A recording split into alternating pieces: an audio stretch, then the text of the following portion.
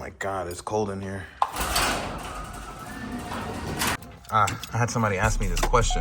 Hold on. I don't know if you call this a blind spot. This isn't a good example, but this car has a very low like windshield basically, and it kind of curves towards you. But there's certain stoplights that are just like directly above you almost, and you can't see them. So you have to like kind of duck underneath the windshield a little bit to see. That's a hard example to find, but you'll see those around sometimes, and there might be one near you that you're thinking about.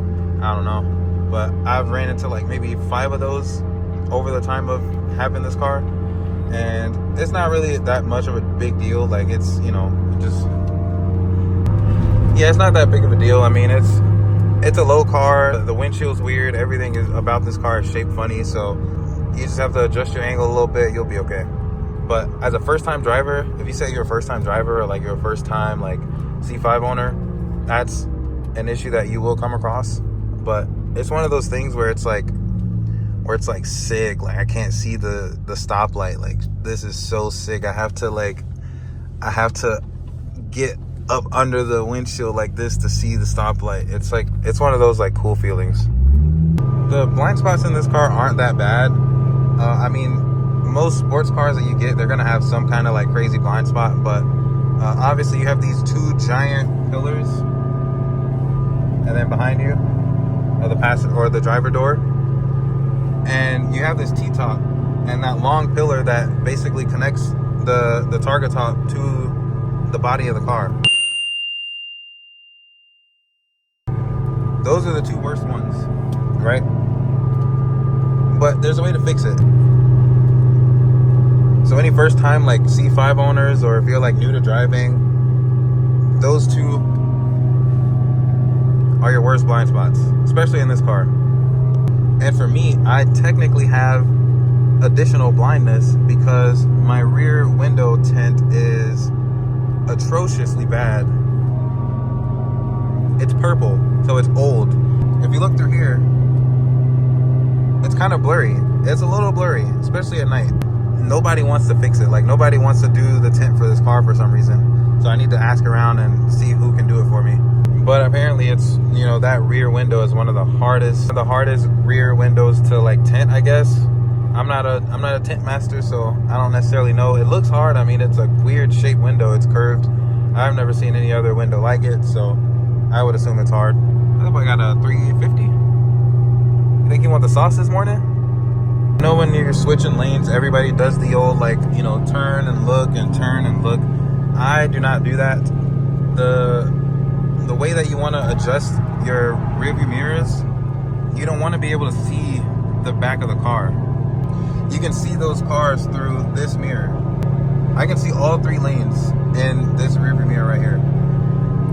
These 2 should be for your blind spots.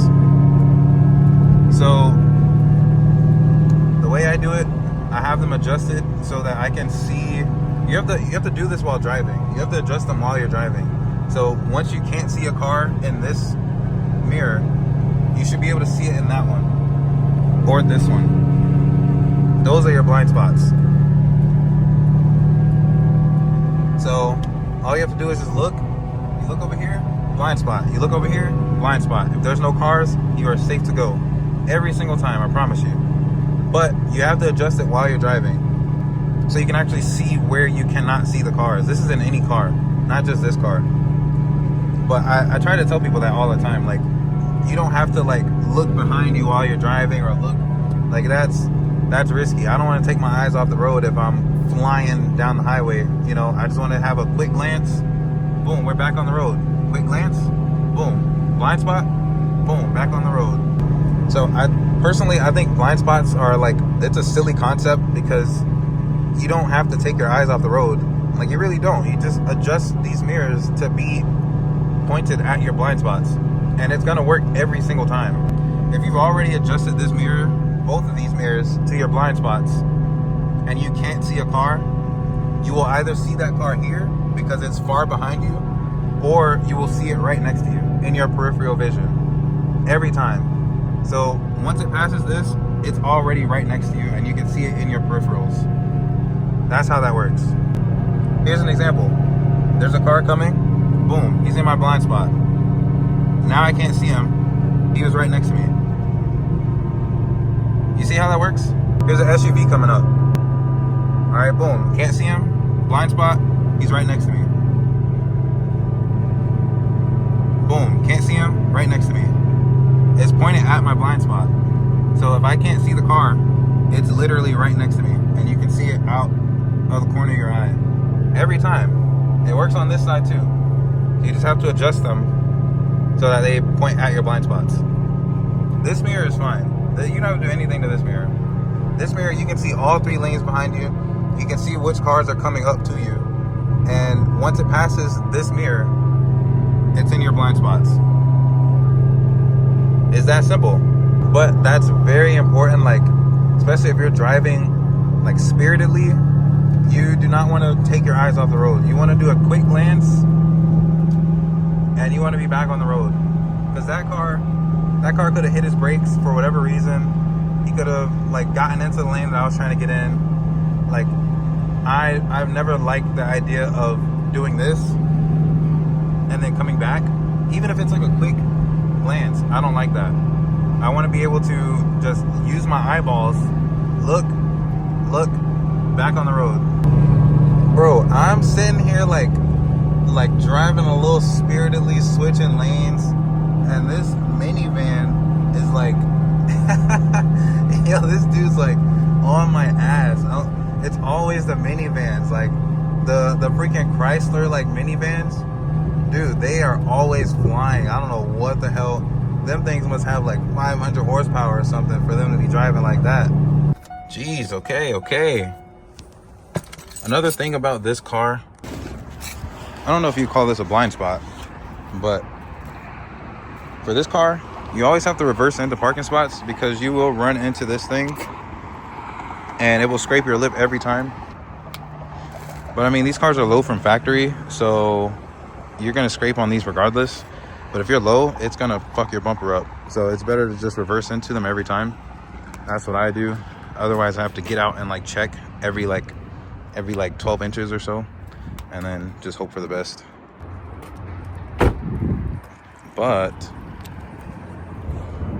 I did fuck my lip up a little bit. You can't tell where it is, and I'm not gonna show you. And this is that pillar, that big pillar. You can't see through this. So it's this whole thing, and it goes around to the other side. This is one big blind spot right here. And that's like a good 12 inches, I think, of blind spot on both sides. Well, it's a bit bigger in the car because you have like the hatch mechanics over there. So it's a bit bigger on the inside too, but it's just a giant blind spot. The hood is like freakishly long for these cars. It doesn't really look like it here. Actually, it doesn't really look like it for some reason. Is it my camera? I don't know, that's weird. It doesn't look long, but it is long. It's really, really long. Once you drive these cars, you'll see how long it is and how weird it is to park, because you are literally all the way back here. Like, you can kind of see it now.